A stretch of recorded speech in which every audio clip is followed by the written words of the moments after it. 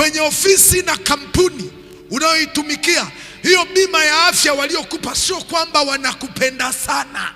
Wameamua kukuhifadhi ili uendelee kuwazalishia. Kusudi lako la kuwepo ofisini, wameamua na wao kukuhifadhi kwenye afya. Sijui kama kuna mtu ananielewa hapa. Ndivyo Mungu ambavyo anakupa msaada wa kukuhifadhi kwa sababu ya kusudi lako. Hautumii nguvu zako, unapiganiwa kwa lengo moja maalum ili uje uifanye kazi yake baadaye. Kwa hiyo anakutunza usije kusudi lako likaharibiwa.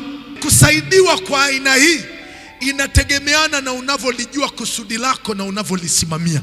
Manake hakikisha unatembea kwenye kusudi lako kwa viwango vya kutosha na unalisimamia kusudi lako kwa uaminifu.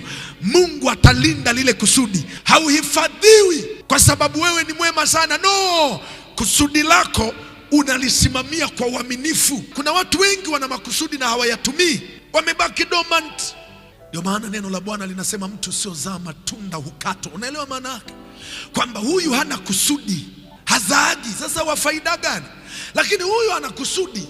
Unapiganiwa kwa sababu unalitumikia kusudi lako kwa uaminifu. Bwana Yesu asifiwe.